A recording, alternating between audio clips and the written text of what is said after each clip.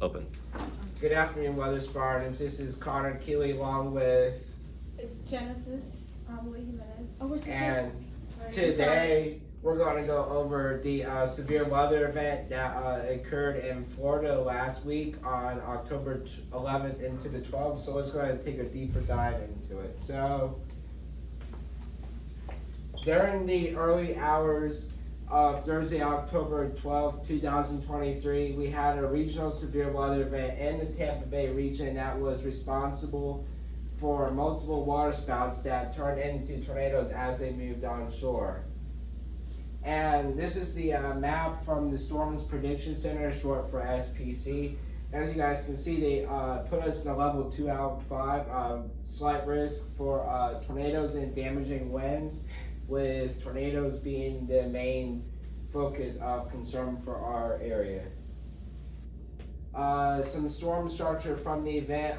Picture number 1 was supercell over Brooksville, Florida. Picture number 2 is a tornado that moved through the suburbs of Clearwater.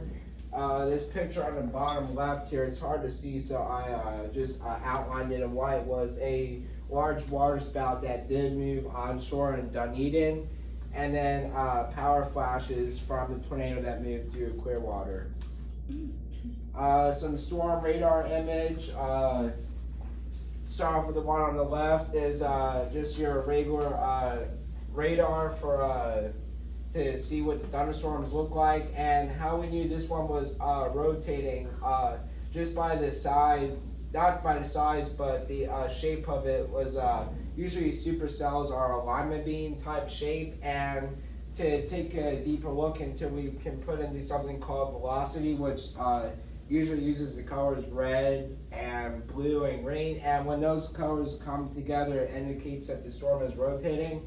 And then something else cool that we can look at to determine the strength of the rotation is scan marks here. And as you guys can see, this, I believe this track right here was one for the wedge that went into Dunedin and Clearwater. So you guys can see the rotation was pretty strong as it stayed on over the water and then moved onshore to move over Pasco County.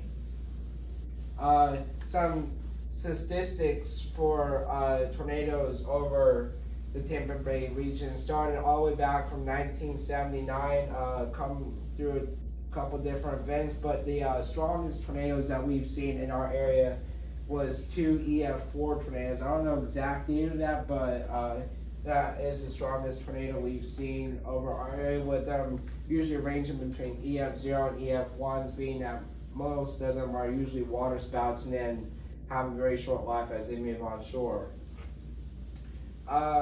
Some damage and track surveys from the event was we had 2 EF4s, one in Clearwater, Dunedin, and then the other one in Crystal River.